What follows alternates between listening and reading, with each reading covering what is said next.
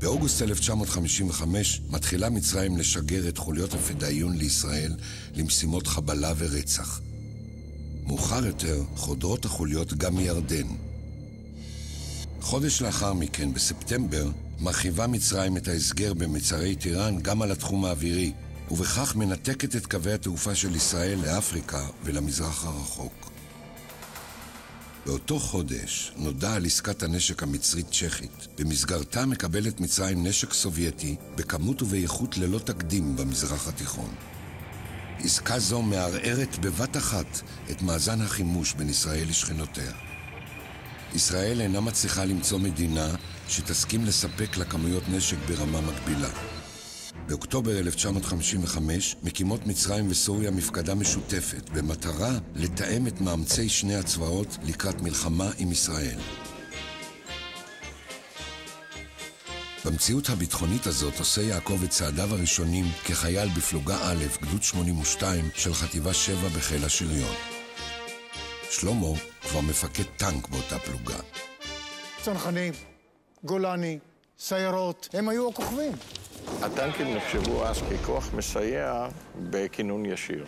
אנחנו כפלוגה חיינו בשטח האימונים חודשים על חודשים.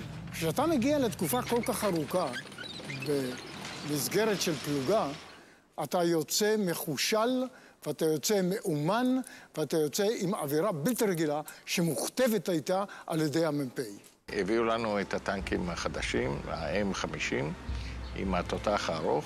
אם בטנק, עם הקנה הקצר, הטווח היעיל היה 800 מטר. הרי בטנק החדש, טווח היעיל של התותח היה 1200 מטר. זמן מה קודם לכן עולה המתיחות בגבול ישראל לירדן על רקע פעולות הפדאיון ופתיחה באש של הצבא הירדני. ישראל מבצעת פעולות תגמול, הצבא העיראקי מתכנן לתגבר את ירדן, ישראל מצהירה שתראה בכך עילה למלחמה. המצב המתוח בגבול ירדן יוצר את הרושם שפעולת תגמול גדולה מתוכננת בזירה זו, וגורם ליצירת הטעיה. אמרו לנו שאנחנו משתתפים בתרגיל הונאה ארצי, שבו אנחנו נוסעים מזרחה עם כל הציוד, או באורות מלאים, ואכן התחילה תקשורת מוגברת וענני אבק מכל כיוון, אורות מלאים, וכל זה נע לכיוון מזרח עד בערך 1-2 בלילה. בעוד הצנחנים לוחמים במצר המיתלה, מקבלת בצומת אבו עגלה פלוגה א' של גדוד 82 פקודה פתאומית. לפתע אנחנו רואים את המ"פ חוזר מקבוצת פקודות בשאגה אדירה. אני ומנועים. גדוד 52 שהיה אמור לתקוף את מוצב סכר הרועפה נשלח לחסום כוח מצרי שנע לכיוון צומת ג'בל ליבני, ועל גדוד 82 הוטל למלא את מקומו. עקב קוצר הזמן מקבלים מפקדי הטנקים את הפקודה בקשר. תוך כדי תנועה באה בעצם הפקודה. עשו כמוני, הם כובשים את היעד ממזרח לנו. המשך הפקודה היה להגיע עד ליעד ולהיערך שמה ולסייע לפלוגת החרמש שהיא צריכה לכבוש את היעד. מחלקה אחת בפלוגה א', ובה שלמה ויעקב, נשלחת לעבוד בסיס חיפוי אש. המצרים מבוצרים ומצוידים היטב, מחכים להתקפה. פתאום הומטר עלינו אש נוראית. את הפגז הראשון אני קיבלתי.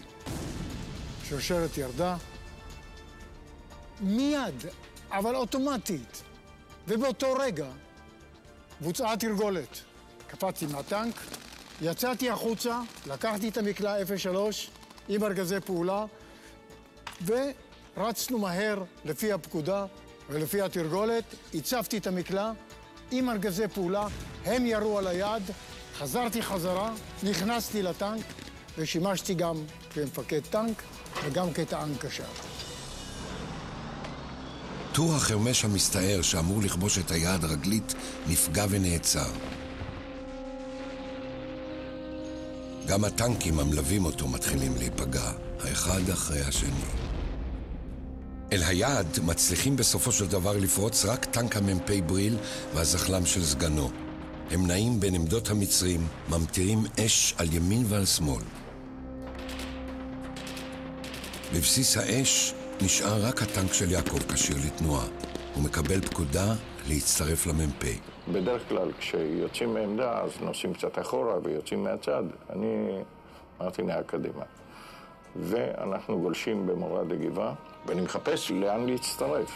מבעד לעשן הקרב מבחין יעקב בטנק המ"פ ובזחלם של סגנו וחותר לחבור עליהם. אנחנו עומדים להיכנס ליעד, ואני נותן פקודת אש, והטנק השאר שלי צועק המפקד, הסדן לא נסגר. אני מנמיך את הראש ואומר לו, תשמע, אתה חייב להפעיל את התותח. ואני אומר לו, תדרוך עוד פעם, ואז הוא אומר לי, אבל דרכתי והסדן לא נסגר. ואז אני אומר לו, תשמע, תפעיל את המקביל כבר, כי אנחנו חייבים לייצר אש פה. והוא אומר לי, יש לי חסם בקנה, במקלע המקביל. זה רגע מאוד קריטי, זה רגע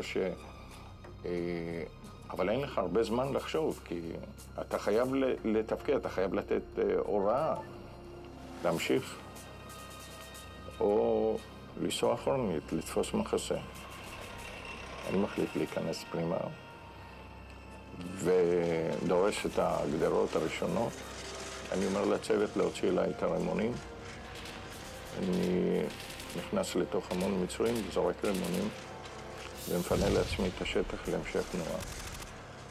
ולוקח את העוזי, ויורה בעוזי לכל עבר, ואני רואה עמדת בזוקה.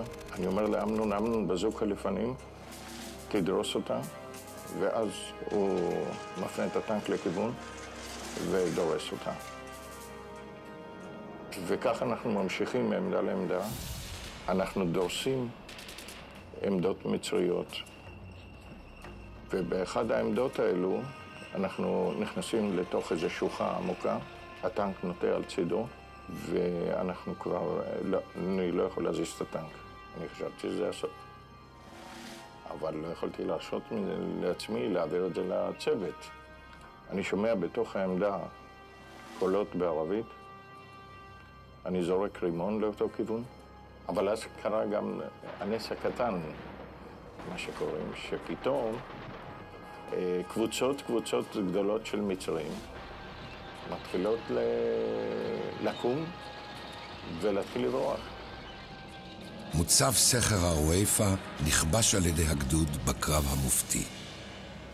כל הטנקים נפגעו, אבל אף טנק אחד לא נעצר ולא ברח.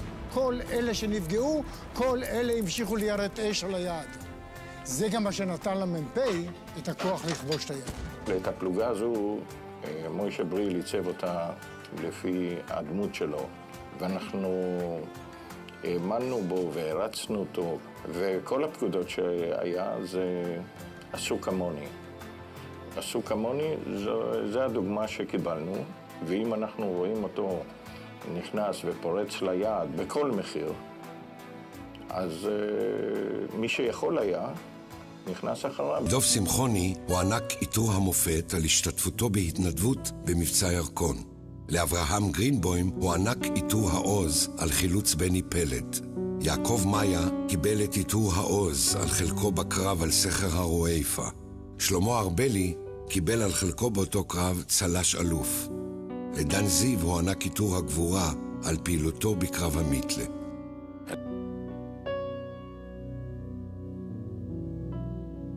לא אגדה, לא אגדה רעה. איכות מפקדי צה"ל ויכולתם, הדבקות במשימה ורוח הלוחמים, כל אלה עמדו במבחן המלחמה והפכו לנחלת מורשת צה"ל לדורות.